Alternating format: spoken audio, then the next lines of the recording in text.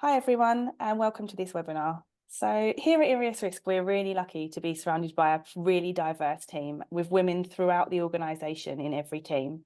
And each year we like to take the time to pause and recognise International Women's Day to celebrate the women within the company and also in our lives that have influenced us. This year, we've invited our COO Cristina and one of our lead developers, Natalia, to discuss their careers in cybersecurity, how they work to inspire the next generation of women in STEAM and the future of our industry. My name's Stacey Ebbs. I'm part of the marketing team here at IriusRisk.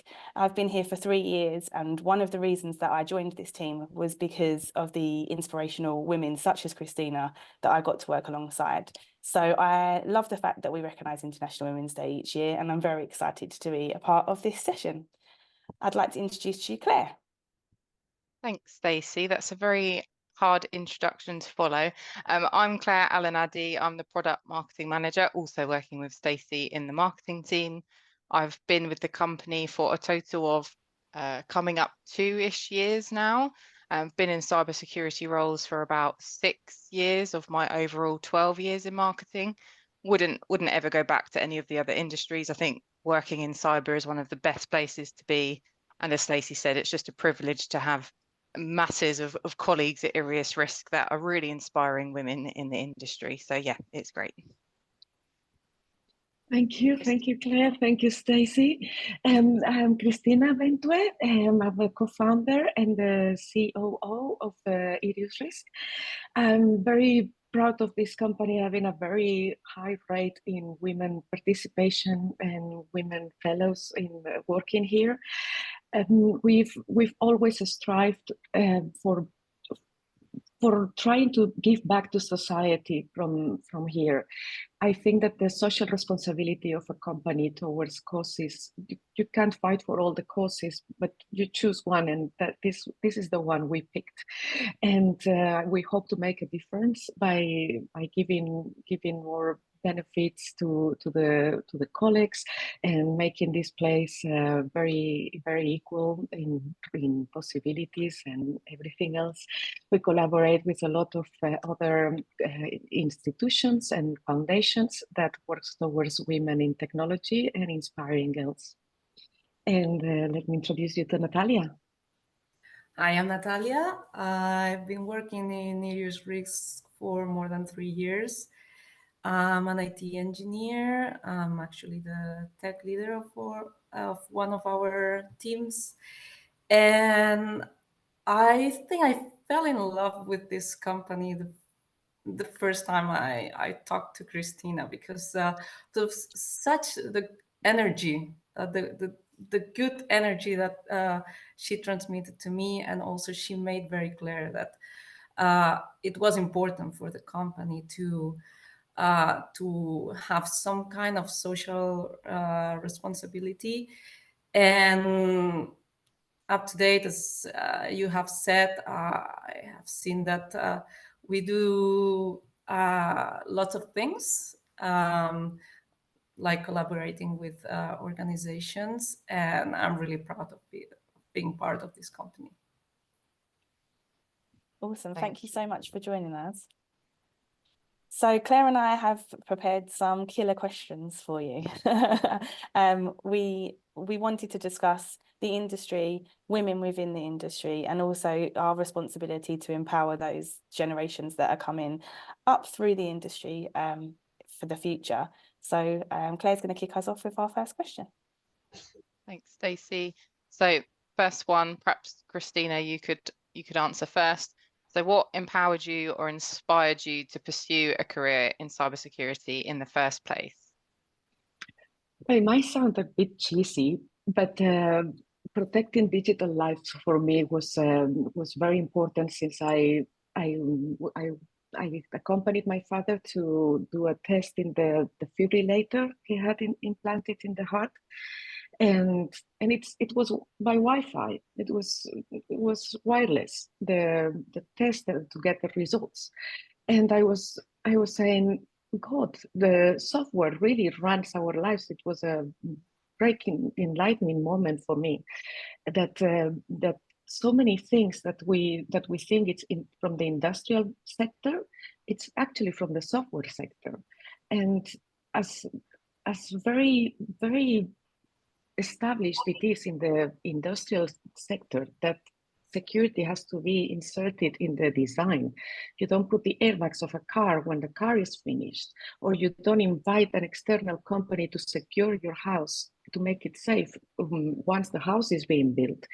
And to do software secure by design for me was the thing that we had to pursue, and we saw a need in the market for scaling this in the applications. So I thought that we were making this world a better, safer place.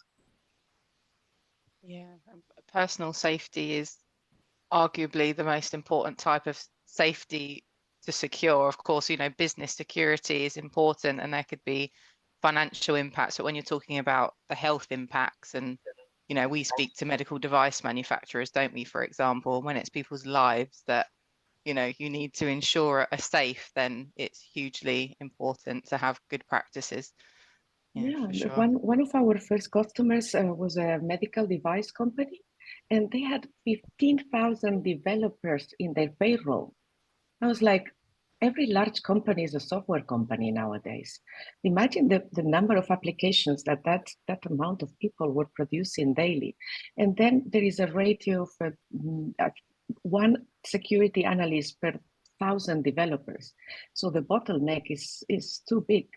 And they were just choosing very pickily the applications they were going to do very securely. But I was like, why don't you secure all of them? Absolutely all of them. Well, they have a problem of scaling. And so automation is the way forward. Sure, couldn't agree more. Thank you, Cristina. Natalia, did you want to share what brought you into cybersecurity? Well, actually, I wasn't very focused on this on my career.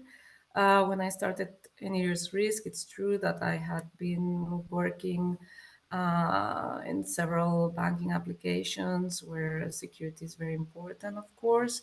But I really discovered threat modeling when I started working for IriusRisk. And I was thinking, how is it possible that this is not a practice this widely known and it's used for everything? I mean, the amount of problems that you will not have if you start securing your software from the beginning is just something that maybe it's difficult to see in the beginning, but once you see the process, how it's done, say, why haven't we been doing this before?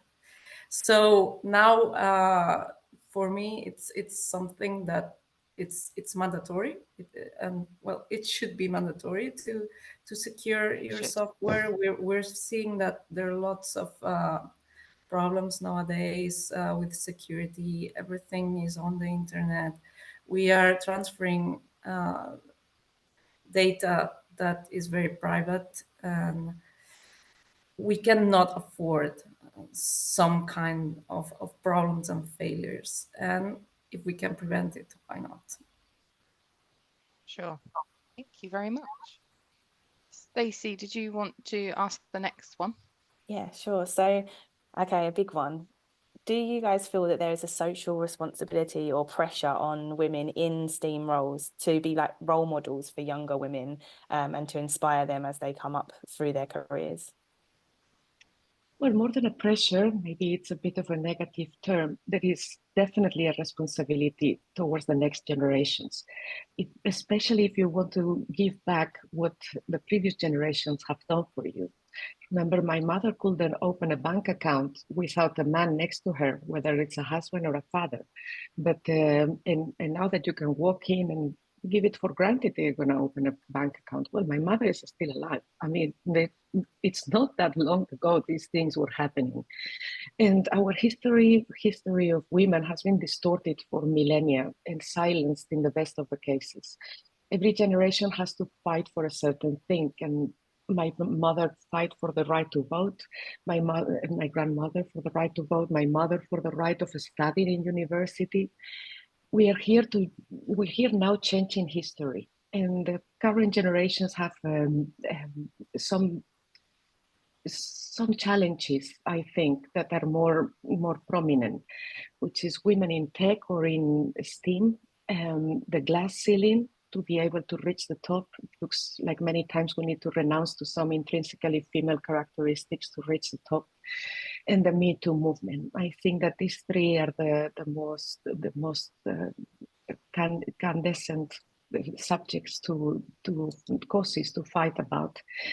And as social responsibilities for women, we need to be role models if we can. If we are not too shy, if we're in any position, you have to inspire the girls especially, and other women, that you can be anything you want. That's why women in STEAM and not only in STEM.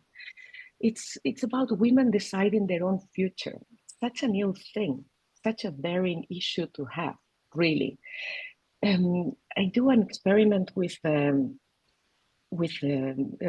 some schools in rural Spain, up here in the mountains, in the north. And I ask the girls in their free time, I gather them and I ask them, what are you going to be when you grow up? And they write something in the paper. Then I do an inspiring speech of you can reach your dreams, you can be anything you want. And I give myself as an example, I give other women's historical figures as an example, and other of my colleagues. And then at the end, I ask them, what would you like to be when you grow up? Different from what are you going to be when you grow up? And the answer is always different. It's scary.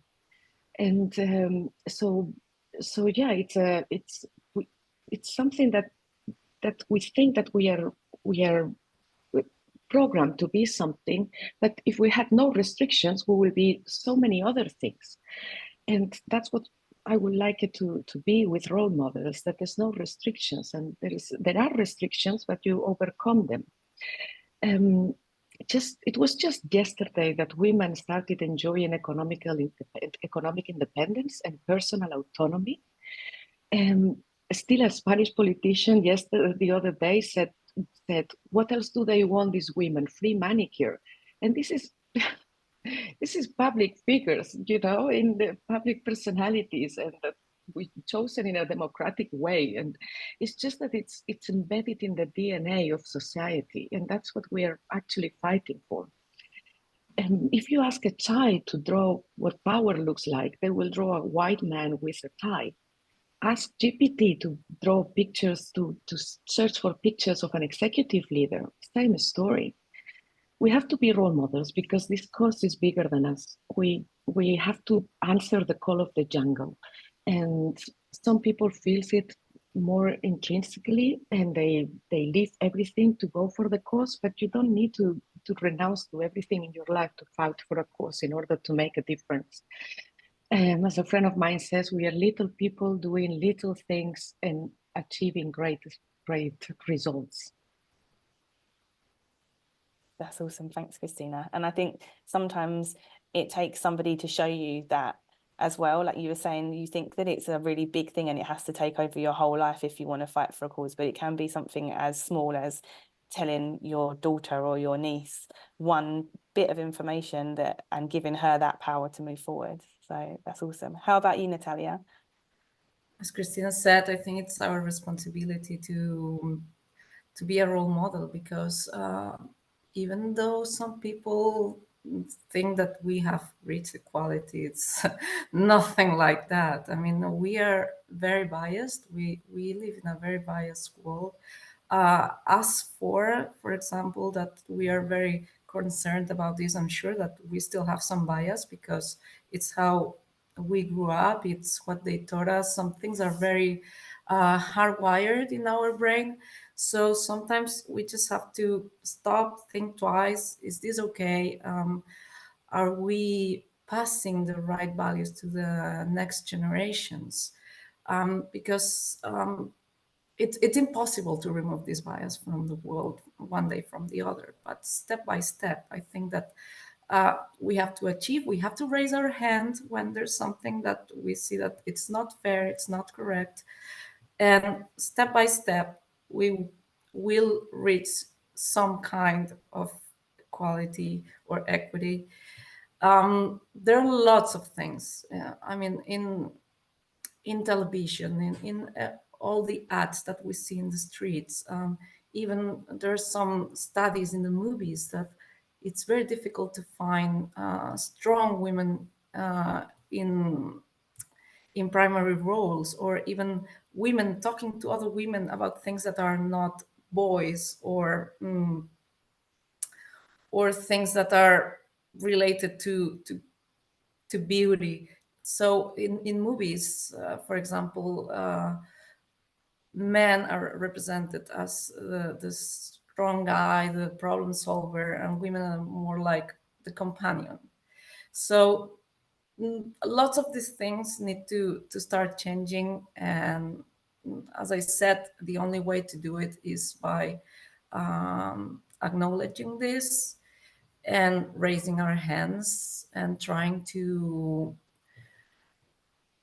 be these role models to future generations, that they can look up to somebody like, hey, look, these are strong women that have achieved lots of things, that they're independent, that they have chosen their career path, that yes, maybe they have had some difficulties along the way, but they have overcome them. It's possible, and we can do whatever we want.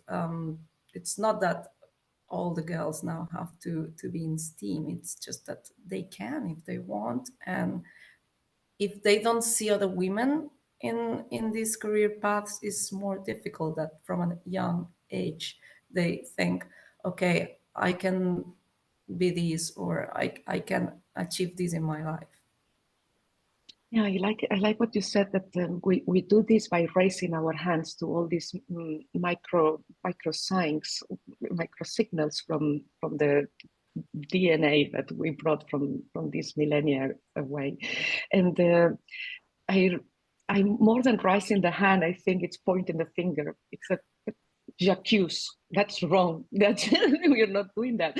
And I was remember when you and me, Natalia, were playing darts in London, and there was a man, we were playing darts, and Natalia went. You know that there are two marks, for beginners and for experts. So you get farther away from the target if you are an expert. And Natalia put herself in the expert one in the first shot. And this man said, was very innocent, and he wanted to help. Said, go to the farther line, to the closest line to the target. And Natalia just instantly went, and then all of a sudden realized, no, I'm going back to the expert line. She nailed it. She nailed the target, the three darts. I was like, oh God, that's so good. But it comes from a good place many times, but it's just that it's it's embedded in the social fabric, and we have to be pointing at it every time and breaking that web, breaking it every time.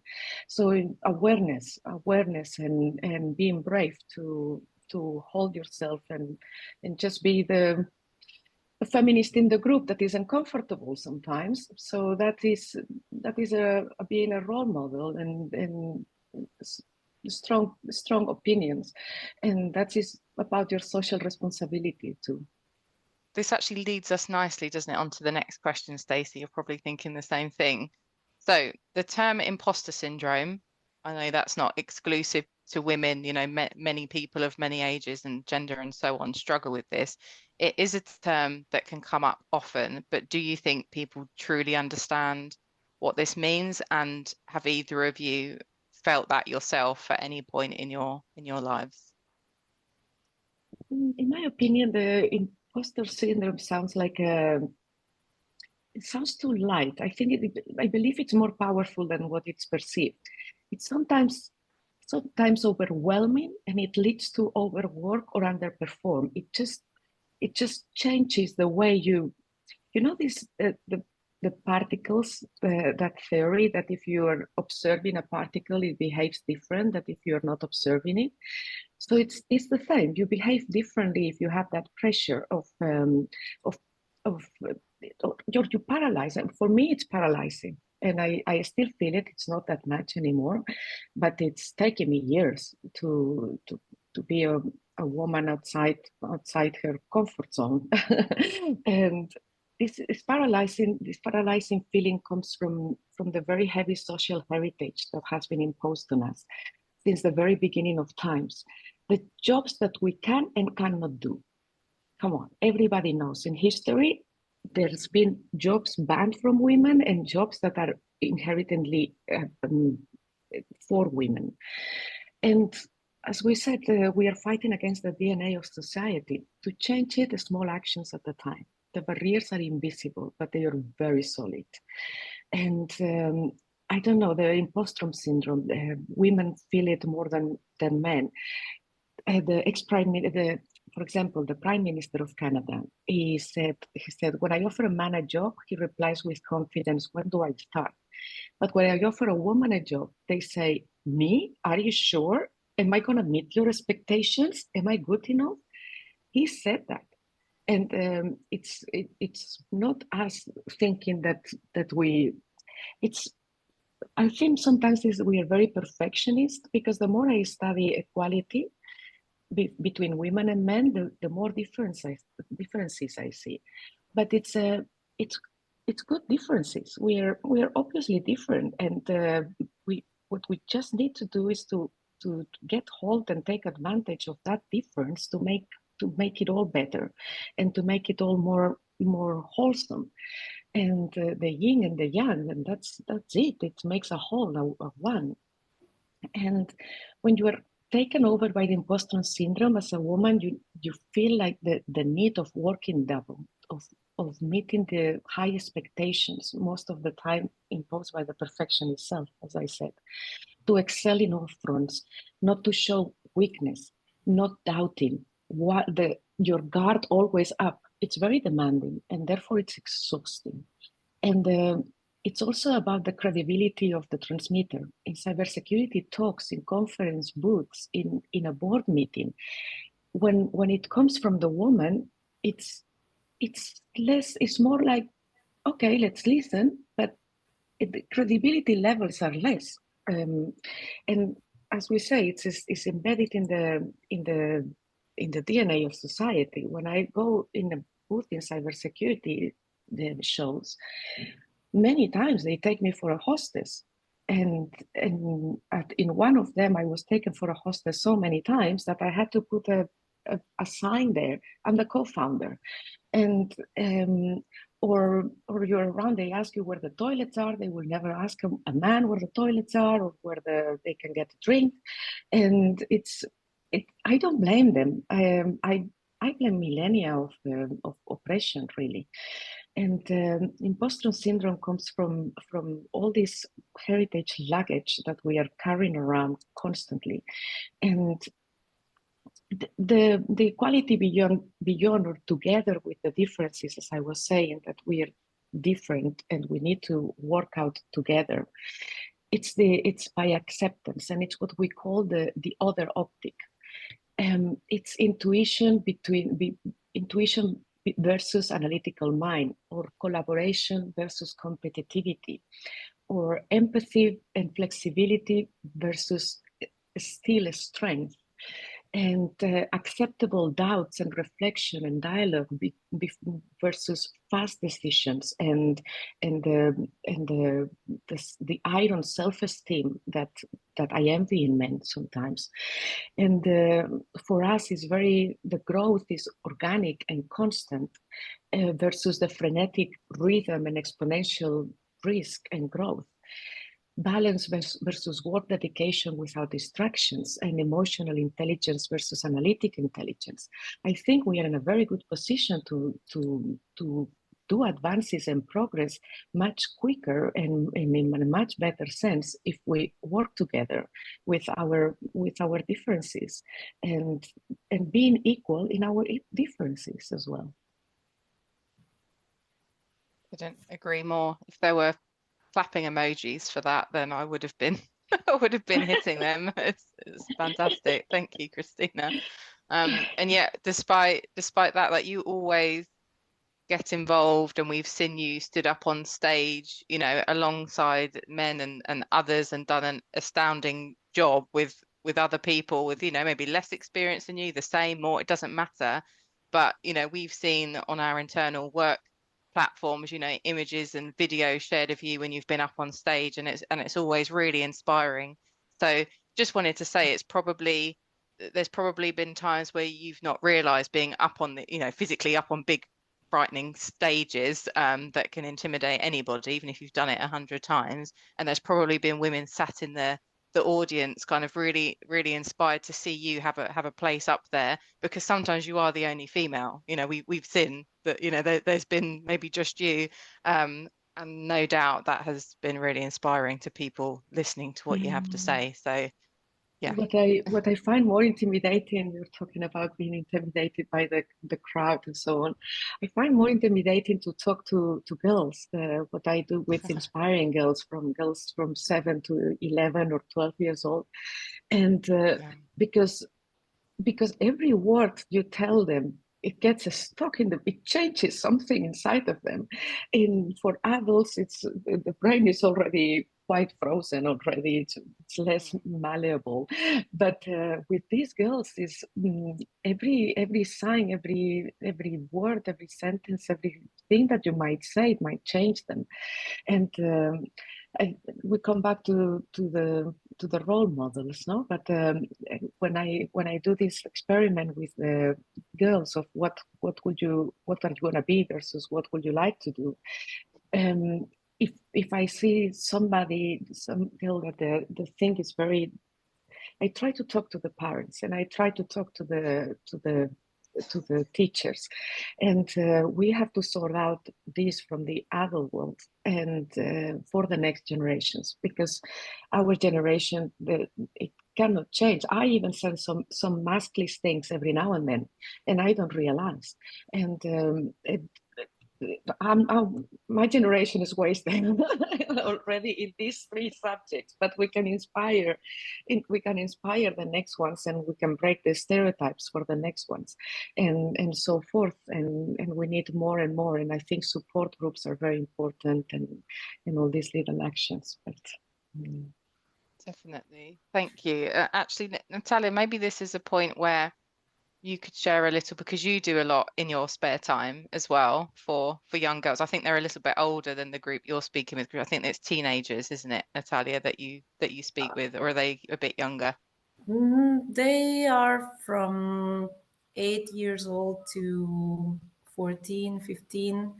It's true that well, the program I'm working with, it's from 8 to 18, but actually I've always had younger groups of girls. But yeah, it's I'm working in a program called Technovation, which it's about which we are sponsors of. Yes, Yeah.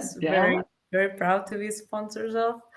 And it consists in basically taking a group of girls, and in 3 months you need to do an app that solves a problem. Especially it's good if it's in their own community. So it normally has to, well, it needs to be related to the sustainable objectives of development. And in these 3 months, it's very spectacular how you see the girls the first day, and you talk to them and you tell them, okay, in these 3 months, we need to do this. We have nothing now, and there will be an app in your phone that you will have developed, and it will work. And they don't believe that. They think that they cannot do that. It's impossible. How are we going to do that? We don't know anything about this. And the way that they achieve it, the way that say, no, we're going to do it. And you're going to see that you are capable of doing this. So we take them from the very beginning, from the idea, with technical thinking. We do a little bit of marketing, if you want, with design, because they have to design the logo. They have to. It's a very complete program. You have to do lots of things: the prototype, how is it going to work? If there's competition already, there's an app that does the same. There's no point in making them.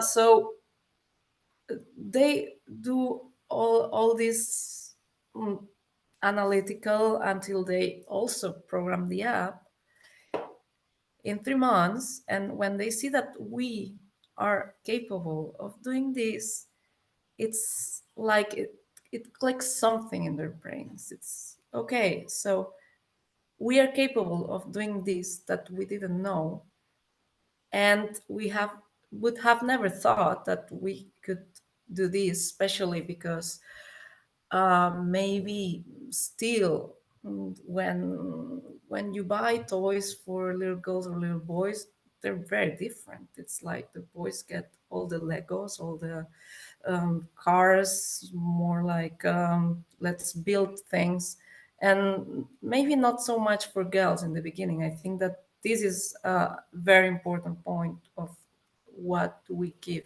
the kids to play with, because I think there's a big bias right now. But anyway, this is an international contest, and I can say that we've done really well with the groups that I have mentored. This is just volunteer, of course. It's something that I do because I like to do it. It also gives me back a lot of things from the girls.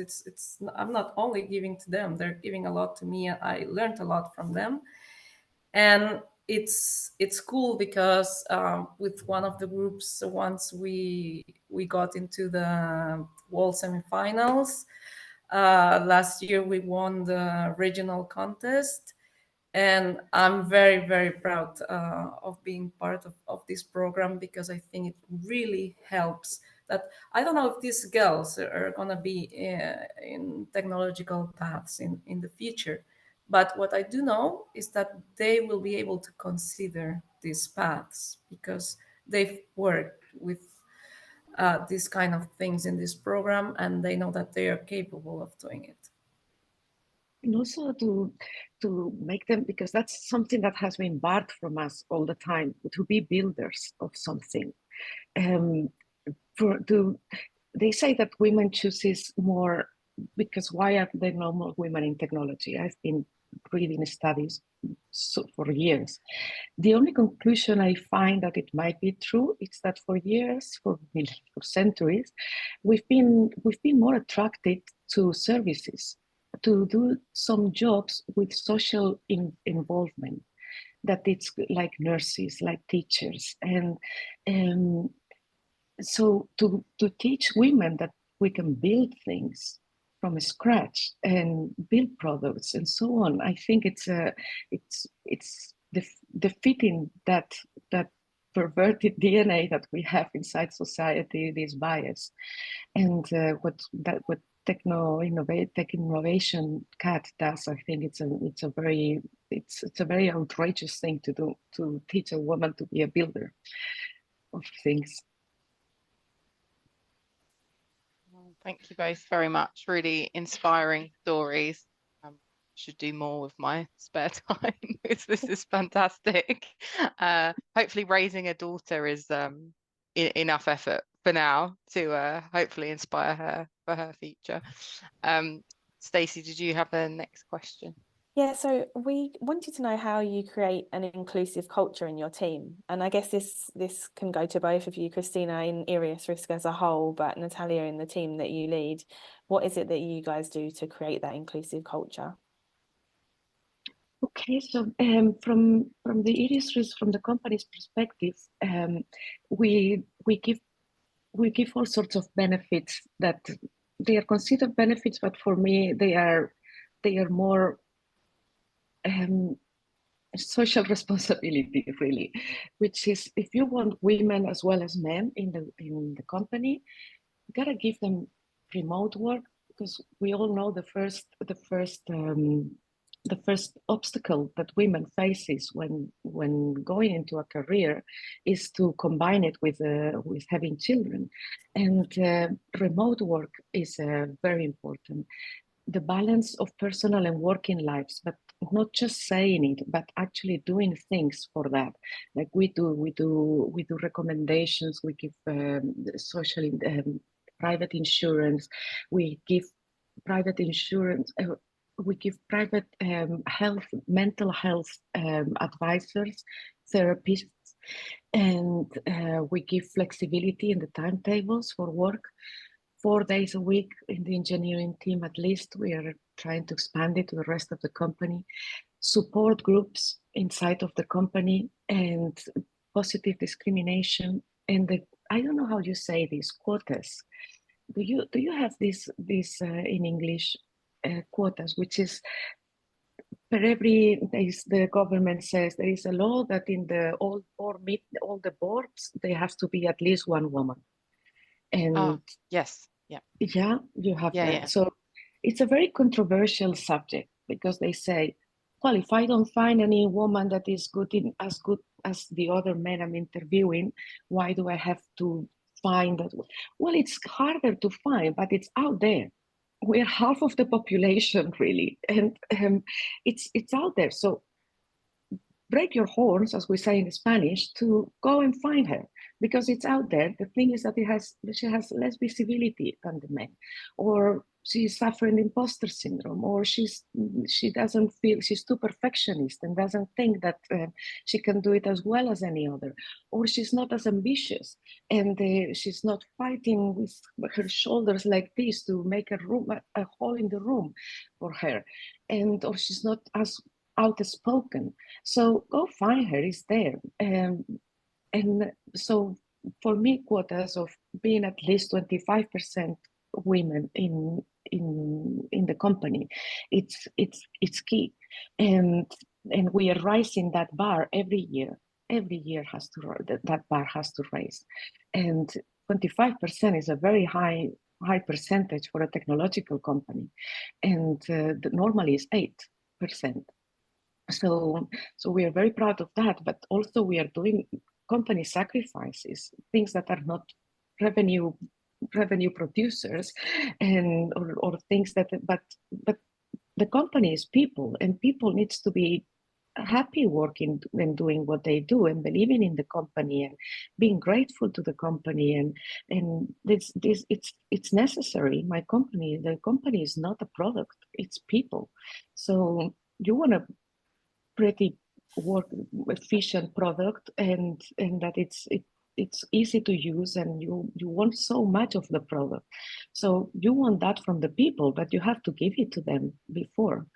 So I think that the government quotas are very important, but above all, private companies have to have their own quotas as well. They cannot just do the minimum, the bare minimum with what the law says. And actually, in the marketing team, just quickly, we're 50-50, aren't we, Stacey? There's 8 of us, Yeah. and 4 men, 4 women. So that's and quite good. I can't think of a team in IriusRisk that doesn't have women in the team. It's across, and usually where I've worked before, sales tends to be very male heavy, but even in our sales team, we've got a lot of very strong women as well. I think that is a testament to all of the things that you've just said, Cristina, for sure. Mm-hmm. In my team, actually, which is really rare because it's an engineering team, we are half women, half men. And I think that's really important. I mean, society is diverse. We need to be as diverse as we can. Also, sometimes I found like working in a men's world, it makes you change to be more like them. And I think that it's not what we're supposed to do. We all bring something to the table. We are different. I think that we all give value. The way we are, we shouldn't try. I know it's difficult because sometimes you're surrounded by some aura, some kind of people that to fit in, you feel like you need to change, and it's not the case in this case. I mean, we are half. We respect all opinions. It doesn't matter if it comes from man, from a woman. There's a lot to do in general in engineering, a lot more for sure. I always joke about that when you go to an engineering programming congress. I mean, normally there's a big line in women's toilets, and there's no line at all. It's the most empty bathroom I've seen in my life when you go to these engineering congresses. So I think that this needs to change. It needs to change. It has to have more diversity, men, women, and the good thing is that we are doing a lot in IriusRisk to achieve that, and we are actually doing it already. And Agreed. it comes at the it comes at the cost of maybe productivity, revenue, whatever, and easy to work. I don't know, flexibility of hours. It's good for the individual. It's not so great for the group because you are working at different times, and you can't count that when you're working, everybody's working, so you can't pull them from to get your job done or something. And it comes at a price, but it's everything comes at a price, and you have to sacrifice. And just being in a partnership with somebody is sacrificing. And what you're doing in a company is partnership with other people. And once you understand that human side of an enterprise, you will realize that yeah, it's not a sacrifice, it's just the common sense to give all that. And giving 100% remote work, flexibilities, quotas, 4 days a week, anything will make this company being the technological company that is 50-50. I'll keep on doing, bring me ideas, I'll implement them. Well, the flexibility is really crucial though, because as you said, Cristina, you then get to appeal to all of the talent pool, even those that maybe are a bit more restricted because they are a caregiver or, you know, whatever. We all have our own things. But certainly one of the things that appealed was the remote working for me with, you know, juggling 2 children. And there is very open communication and flexibility given to IriusRisk staff, which is fantastic because you get to commit a lot for work and do an excellent job. But then there's also that understanding if you need to go to a sports day, or I don't know, someone in your family is sick, that all of these things, it's very open and accessible and everyone has permission to do it. So that means there's not the restriction of, oh, we can only hire someone who, has no dependents and is a single person. Life isn't like that. So I think the positives of what IriusRisk offers, being, someone that got employed here, it just was a real positive, and I've seen that in my time here, that it's just hugely beneficial to be able to do an excellent job, but then still be available for things outside of work, because the two go hand in hand, whether you want it to or not. So yeah, I think the benefits are brilliant here. It's good. Okay, I think it's my time to ask you things, ladies, because you have not talked too much and I've talked too much. So let's see. Let me ask you a question. What changes do you hope to see for future generations, Stacey? What do you think? What you, if you had a magic wand?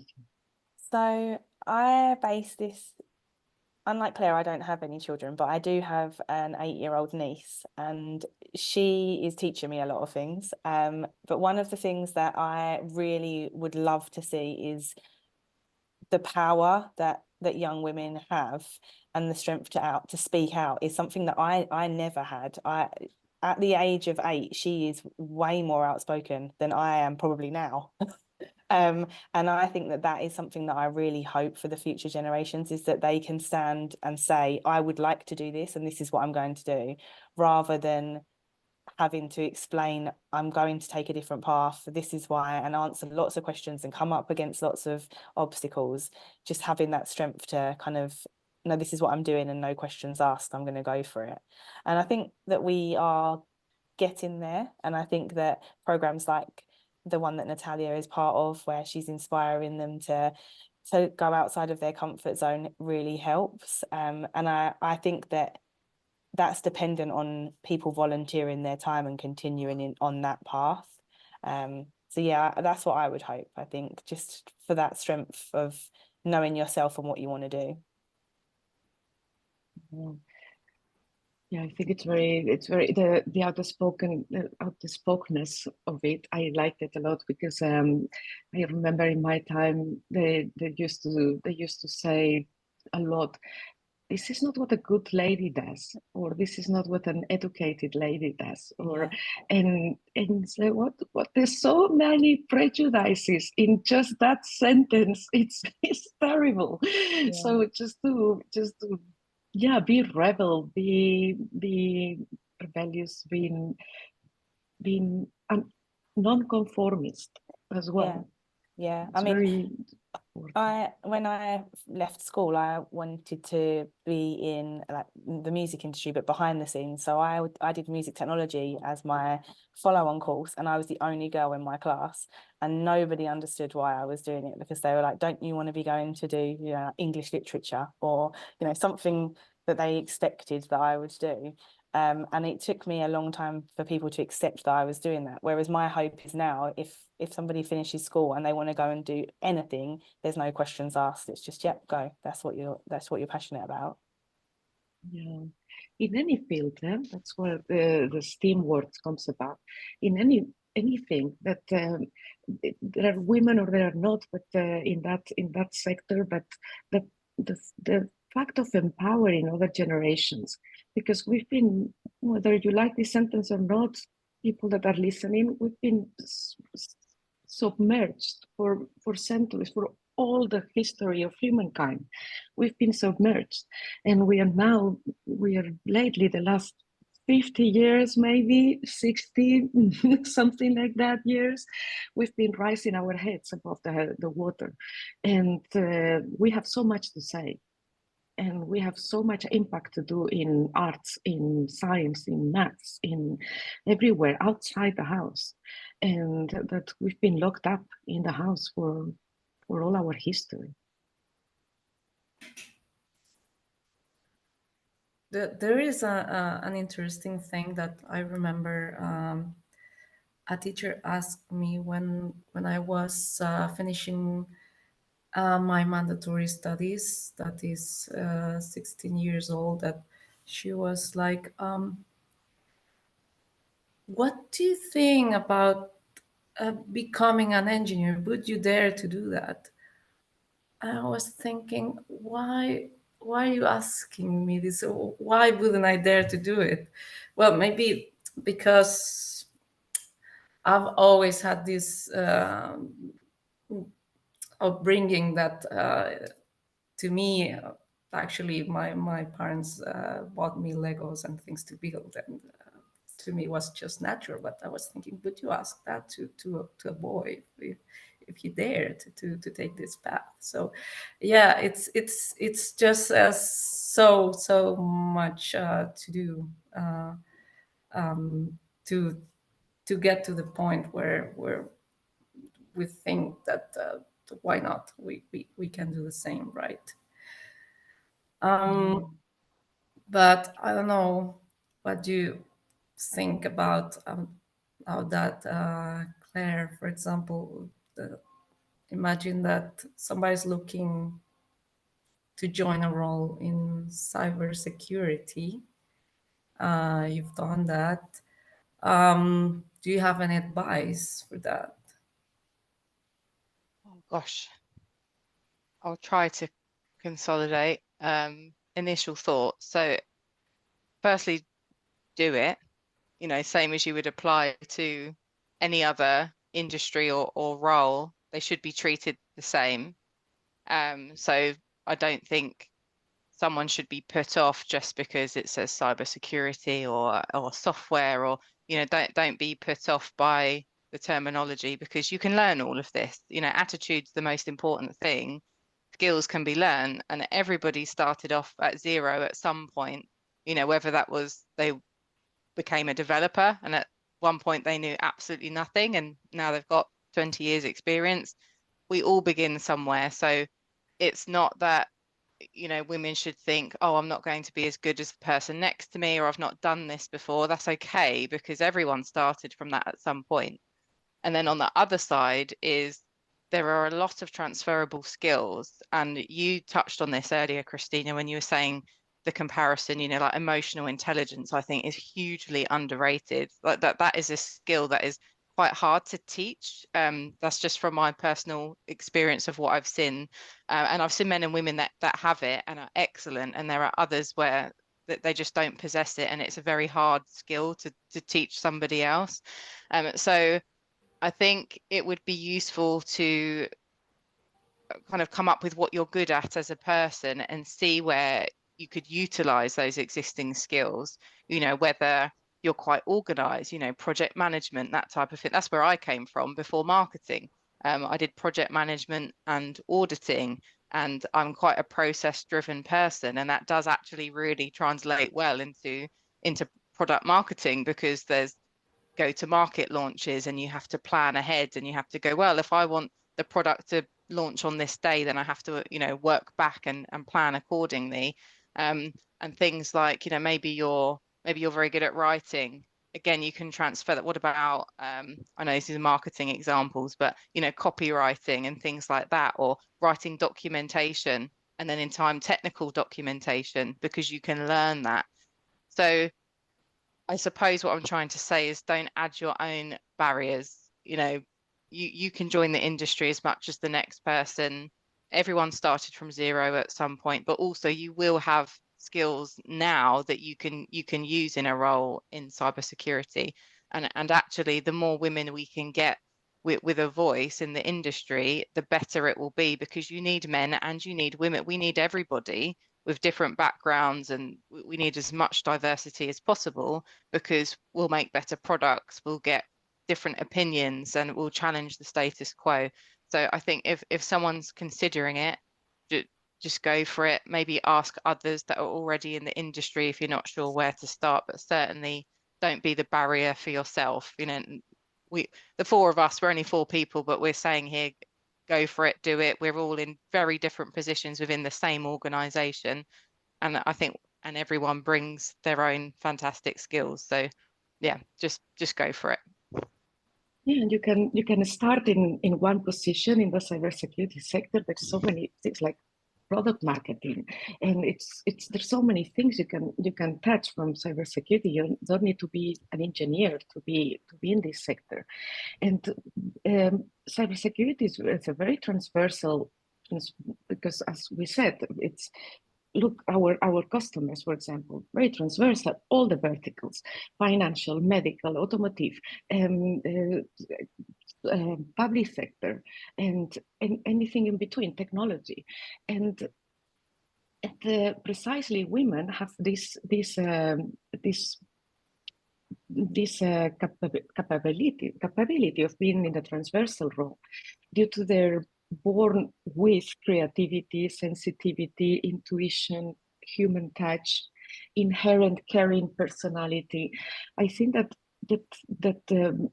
yeah, there's no such separation anymore between science and letters, as we say it, or humanities or arts. It's all very, very intertwined. So if you think that these sectors like arts, humanities, services are more female-like, and technology is everywhere now, and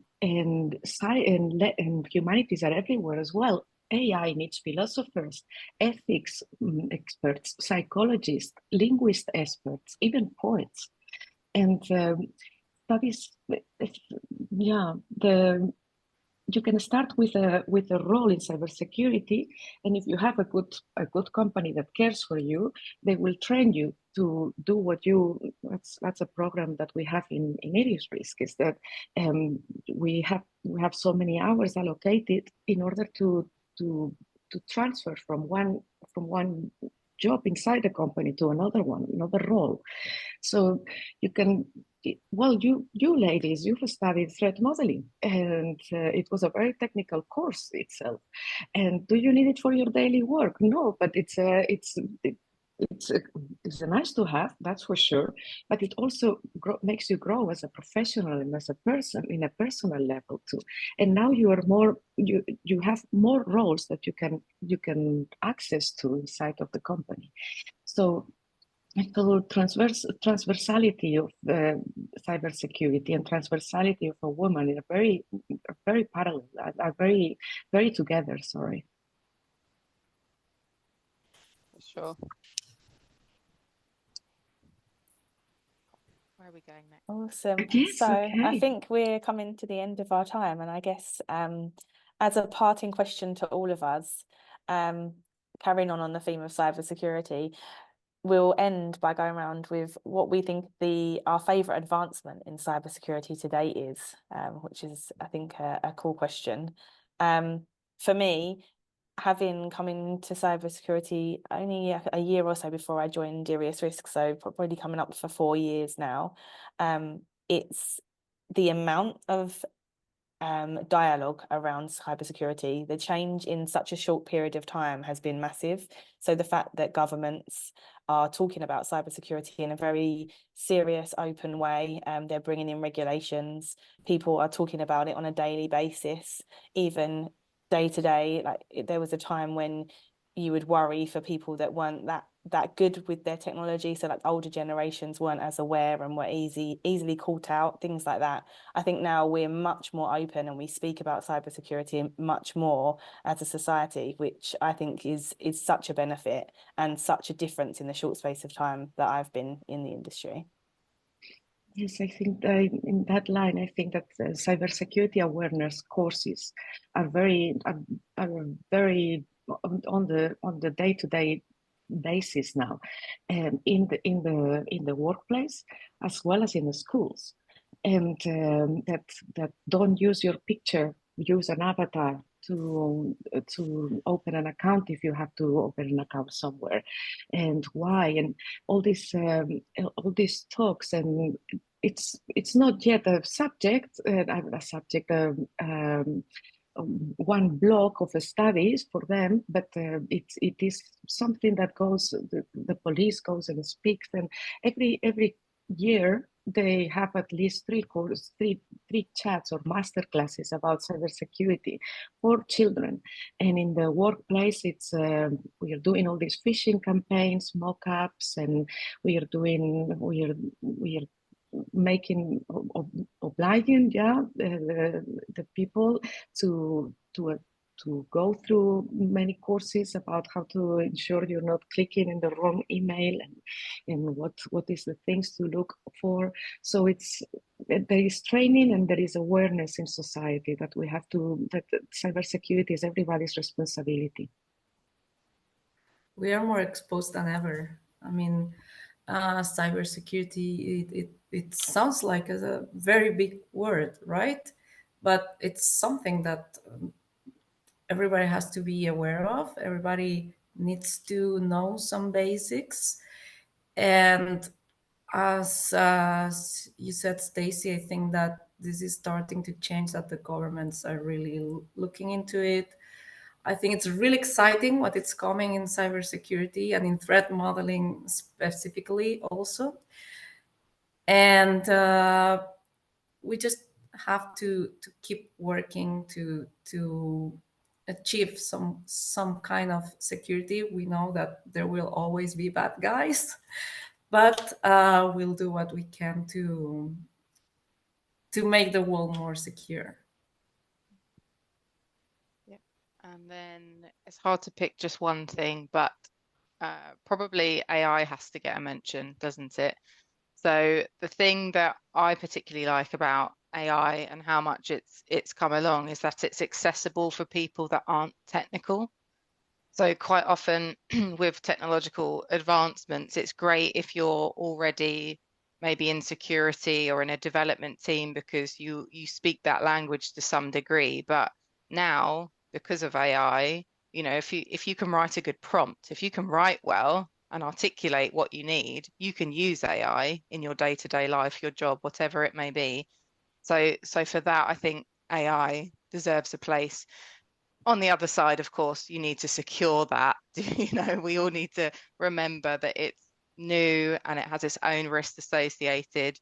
I will give a shameless plug, but we have been doing, you know, webinars and content around this at IriusRisk because it's a different consideration that businesses need to be aware of. So it's a double-edged sword. It's an amazing opportunity, opens up doors for non-technical people, but let's not forget in the cybersecurity world or any industry you're in, if you're using code or raw data from AI, machine learning, LLMs, whatever it is, that needs securing as well. So yeah, we have to say that as well. Yeah, all progress comes with that risk, and Yes. no, we can't change things without risking, because the most comfortable thing is to do what we've been doing all our lives, and because we've got it secure, we know what happens if you don't do it right, and you know the risk associated. But yeah, if you want to progress, you have to break things and you have to build things, and these things might fall, and because it's the first time you build them. But yeah, to start thinking about cybersecurity more, and also, as I said, the security awareness of how you use this, and how do you prevent people from getting hurt with that progress, no? So it's more, we have to, but luckily the governments are regulating it already, and there's a lot of talks about it, about how to be wise using artificial intelligence. And at the schools, they are doing a lot of talks about it as well, about the risks and the benefits. So yeah, I think that we live, we learn, and the progress now comes with a bit more of a safety net underneath. And also another improvement that I found in the cybersecurity sector is that now the CISOs, the Chief Information Security Officers, they report in the boards. And I mean, they don't report every month, but once every half year, they go and the business owners needs to hear about how the cybersecurity, and they want to hear about how the security of the product and of the services and the company and the networks are being implemented. So this is a step up from being locked down in a garage, to being up there in the board and in talking to the business itself. Awesome. I think that brings us very nicely to the end there. Such a great conversation and so many points that we've hit. We really appreciate the time that you guys have taken out to chat with us. And I'm sure there's lots more content that we can do with you guys. Maybe AI will be our next one to tackle. Thank you so much for joining us. And we want to wish you all a very happy International Women's Day.